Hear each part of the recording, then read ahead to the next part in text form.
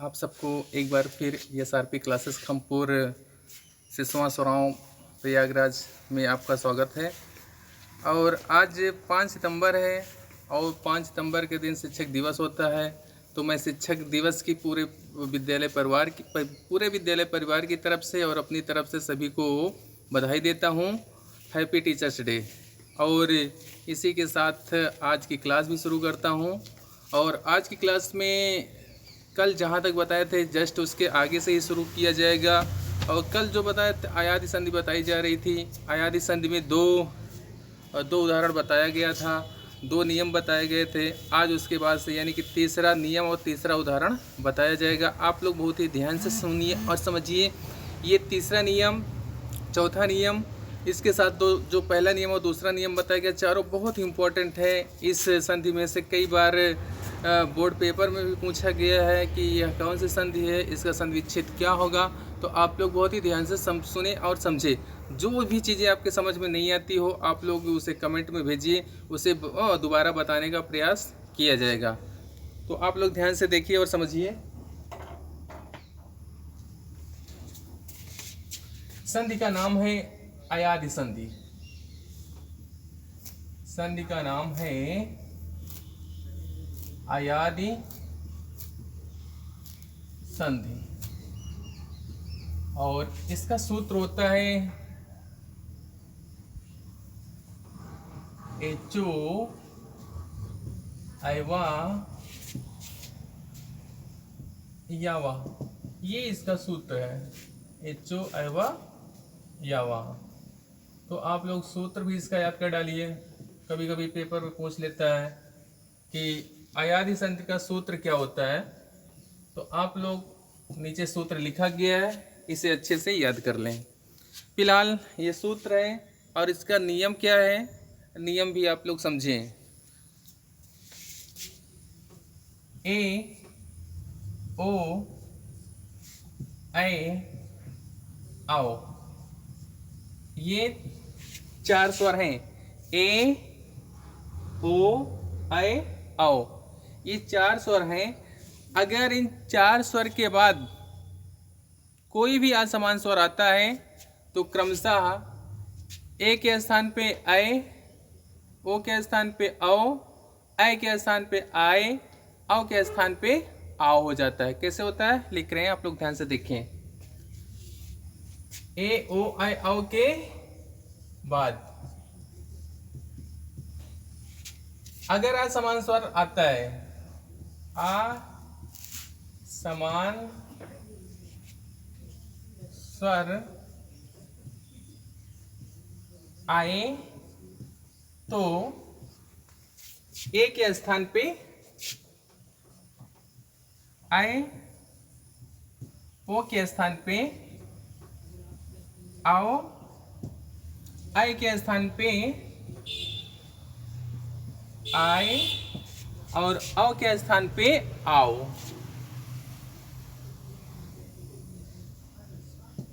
हो जाता है। ये 4 इसके नियम हैं।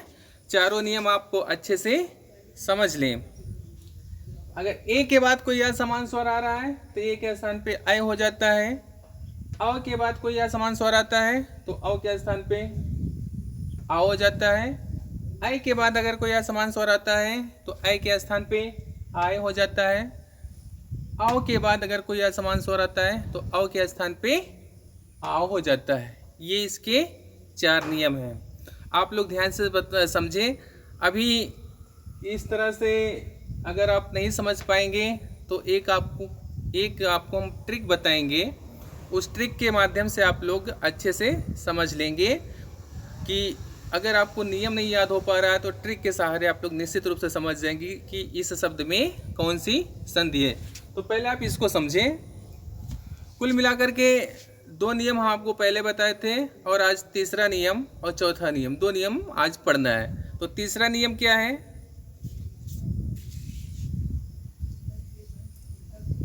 तीसरा नियम ये है कि ऐ के बाद अगर कोई असमान स्वर आता है तो ऐ के स्थान पे आय हो जाता है।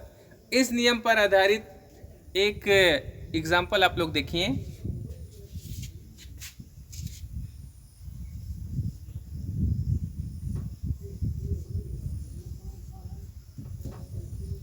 एक शब्द है नायिका, शब्द है नायिका। शब्द किसे कहते हैं? अगर कोई ये पूछे तो बता दीजिए कि वर्णों के व्यवस्थित क्रम को शब्द कहते हैं। फिलहाल यहाँ पे नायिका शब्द का संधि विच्छेद क्या होगा उसे आप लोग देखें। नायिका का संधि विच्छेद होता है नय प्लस अकः।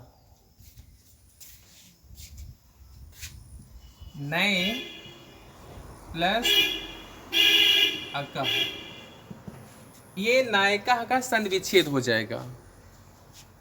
अब इसको हमें अगर और व्याख्या करने के लिए कहा जाए तो कैसे लिखेंगे उसे आप लोग समझें। तो सबसे पहले जो ये अ की मात्रा है ना पे, उसे अलग कर देंगे तो ना हो जाएगा आधा, और अ की मात्रा उसके आगे लग जाएगी। तो कैसे लिखेंगे उसे भी आप लोग ध्यान से देखें। ये है ना, और ना आधा कैसे लिखेंगे उसमें लगा दें हलंत, और अ की मात्रा इसके आगे। और अका बचा है, अका को सेम टू सेम लिख देंगे। अब देखिए यहाँ पे अ की मात्रा है और यहाँ पे छोटा आ की मात्रा, और नियम क्या है कि अ के बाद अगर असमान स्वर आए तो अ के स्थान पे आय हो जाता है। यहाँ पे अ है और यहाँ पे असमान स्वर है, तो इसे हम अ को आय में लिख सकते हैं। तो अ के स्थान पे क्या हो जाएगा? आय, वही लिख दे रहे हैं इधर आधा ना, और अ के स्थान पे आय और अकः जैसे पहले था उसी तरह लिख देंगे। अब देखिए यहाँ पे आधा ना है और यहाँ पे बड़ा आ है। अगर आधा ना में बड़ा आ की मात्रा जोड़ देंगे तो ना हो जाएगा बड़ा, यानी कि ना पे बड़ा आ की मात्रा। ये आपका हो गया ना। अब बचा क्या है? या। अब आगे क्या है? अका। या भी क्या है? आधा है, क्योंकि इसमें हलंत लगा है। अब यहाँ जो छोटा आ है इसको हम या में जोड़ देंगे तो या हो जाएगा पूरा। तो ना प्लस या प्लस का। अब क्या करेंगे? तीनों को जोड़ देंगे। पहले एक एक करके जोड़ते हैं। इस दोनों को जोड़ देते हैं, ना प्लस या प्लस का। ना और यह जुड़ गए तो ना हो गया, प्लस का यहाँ पे का लिख दिए। आप आगे क्या कर देंगे? दोनों को जोड़ देंगे तो ये हमारा हो गया जैसे पहले था नायिका। तो इस तरह से संधि विच्छेद ये हमारा हो जाएगा नए प्लस अका। अगर इसको हम व्याख्या करेंगे डिटेल में तो इस तरह से इसकी व्याख्या हो जाएगी। अगर फिर भी ये जो चीज़ें अभी आपको समझाएगी अगर ना समझ में आई हो तो आप लोग कमेंट करिए, अगले वीडियो में आप सबको दोबारा से बताया जाएगा। इसे आप लोग अपने नोटबुक में नोट कर लें, और इसके बाद अब चौथा नियम आप देखें।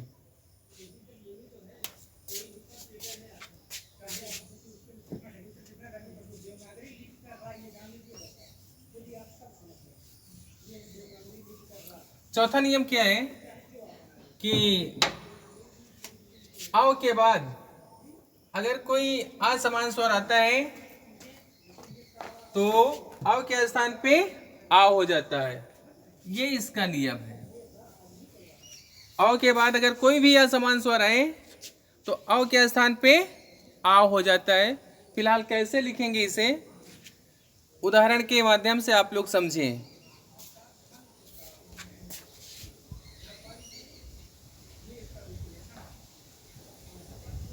शब्द है पावका। पावका शब्द है पाव का शब्द का अगर हम संधि विच्छेद करेंगे तो हो जाएगा पौ प्लस अकह, पौ प्लस अकह। पापे औ की मात्रा प्लस अकह, ये हमारा हो गया संधि विच्छेद। अगर पेपर में आता है तो आप इतना ही लिख दीजिए, हाँ, इतने से आपका पर्याप्त हो जाएगा। और संधि का नाम लिखना है, आगे संधि का नाम डाल दीजिए, कौन सी संधि है, अयादि संधि। तो ये क्लियर हो गया।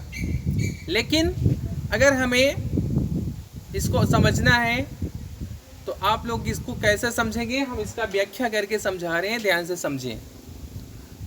पहले क्या काम करेंगे, ये जो पा में अ की मात्रा है, अ की मात्रा प से अलग कर देंगे तो पा हो जाएगा आधा, और आधा पा कैसे लिखते हैं, पा में लगा देते हैं हलन, और अ की मात्रा उसके जस्ट आगे लिख देते हैं। उसके बाद फिर आगे जिस तरह से लिखा गया सेम टू सेम उसको वैसे लिखते चले जाते हैं। आप लोग अब समझे ध्यान से।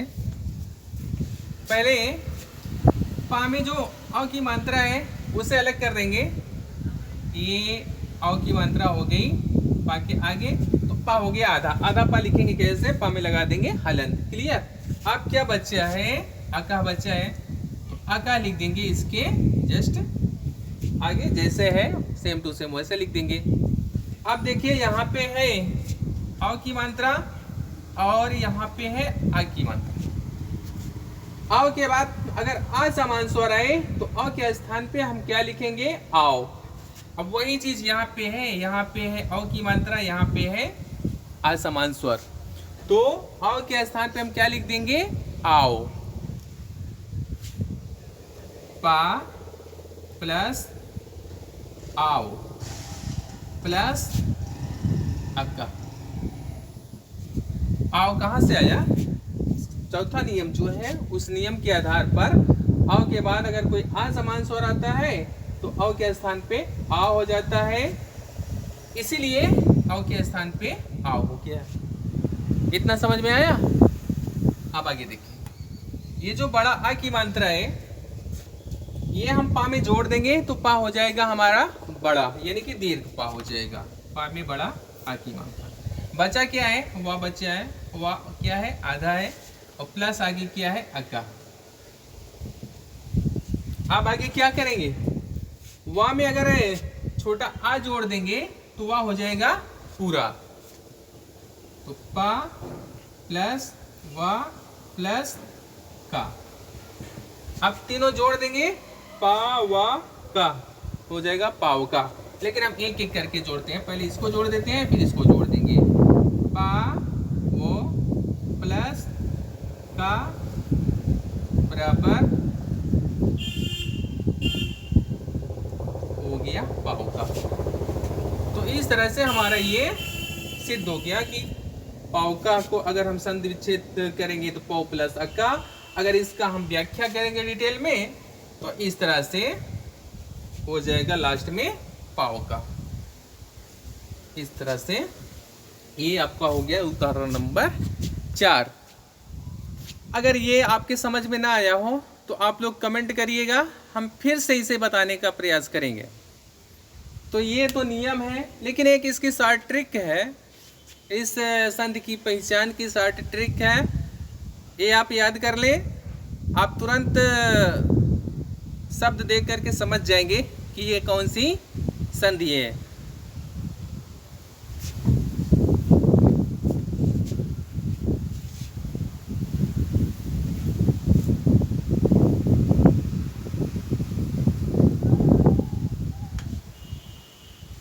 देखिए, जो आपको हम उदाहरण बताए हैं, पहले उदाहरण हम लिख देते हैं। जो शब्द बताया गया था उस शब्द को पहला बताए थे नैनम, दूसरा बताए थे पवनम, और तीसरा बताए थे नायिका, और चौथा बताए थे पावका। ये 4 आपको हम उदाहरण देकर के समझाए थे अयादि संधि के बारे में। और ट्रिक क्या है आप लोग इसे ध्यान से समझिए।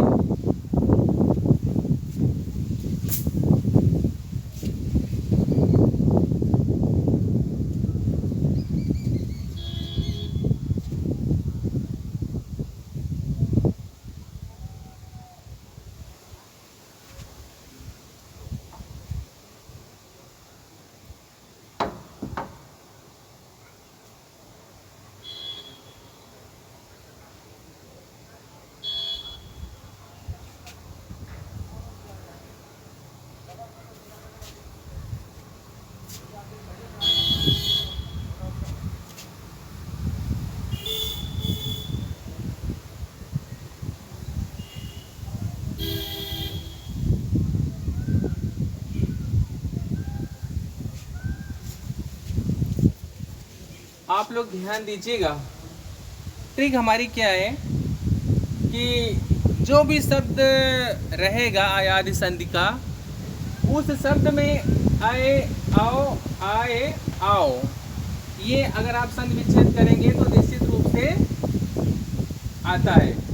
और इसमें एक ट्रिक और है कि उस शब्द में या और वाह, या और वाह निश्चित रूप से रहेंगे। अगर कोई भी अयादि संधि का उदाहरण है तो उसमें या और वाह निश्चित रूप से रहते हैं, और इसके पहले वाला जो व्यंजन होता है वो होता है पूरा। अयादि संधि में या और वाह क्या होते हैं, निश्चित रूप से आते हैं। या और वाह आते हैं, प्लस क्या होता है,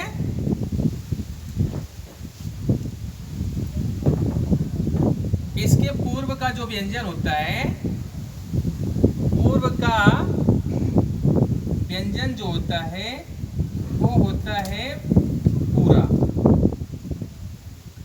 ये अयादि संधि का ट्रिक है।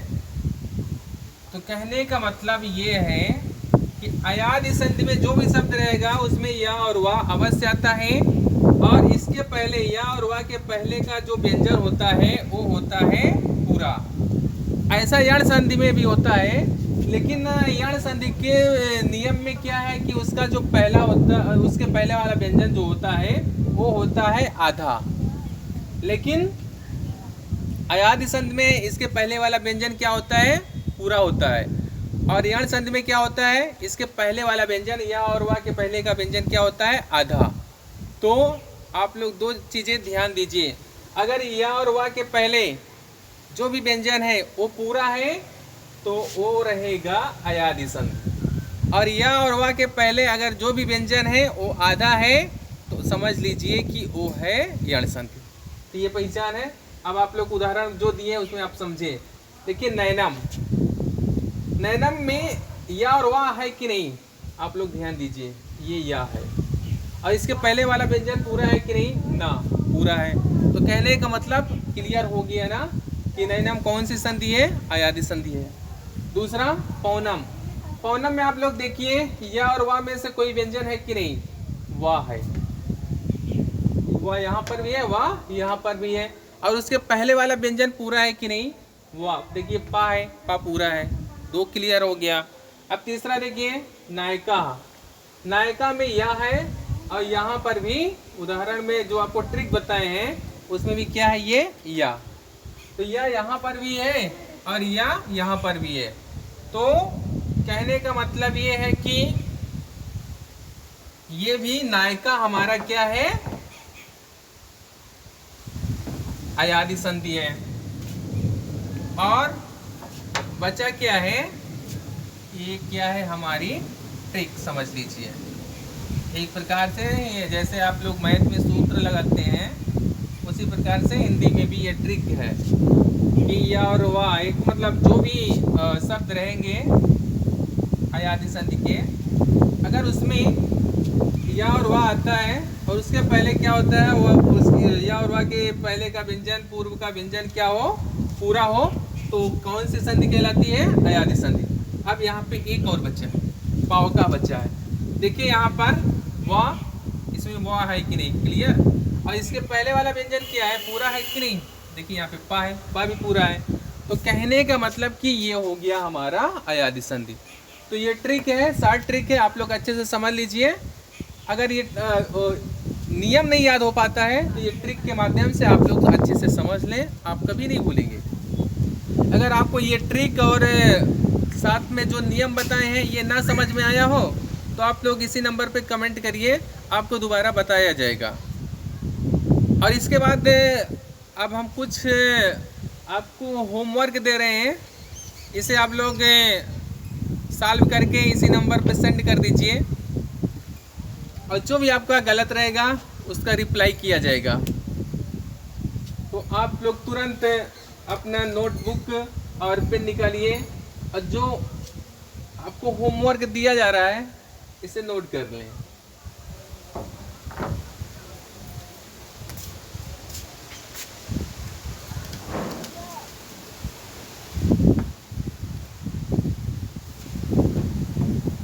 समझ लीजिए ये आपका क्या है, ये समझ लीजिए आपका होमवर्क, ठीक है।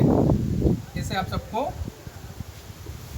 सॉल्व करके शब्द, संधि विच्छेद, संधि का नाम करके इसी नंबर पे व्हाट्सएप कर देना है। शब्द कौन कौन सा है ध्यान दीजिए।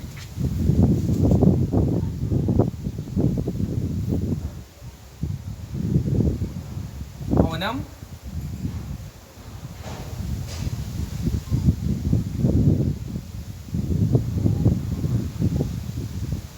कविता,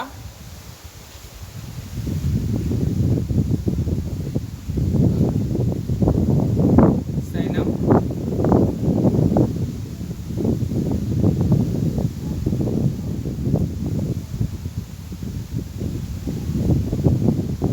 कवित्री,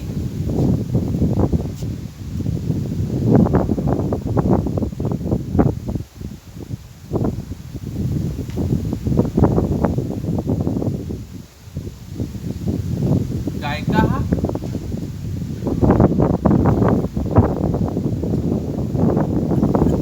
भावुक,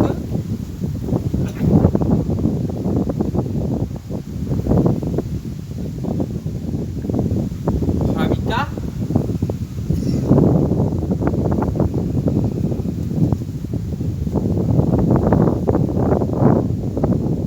सविता। ये कुल मिलाकर के 8 शब्द दिया गया है। अब आप लोग इसका होम जो भी सही हो आप लोग सॉल्व करके इसी नंबर पे सेंड कर दीजिए। और इसी के साथ आज की क्लास बंद होती है। धन्यवाद।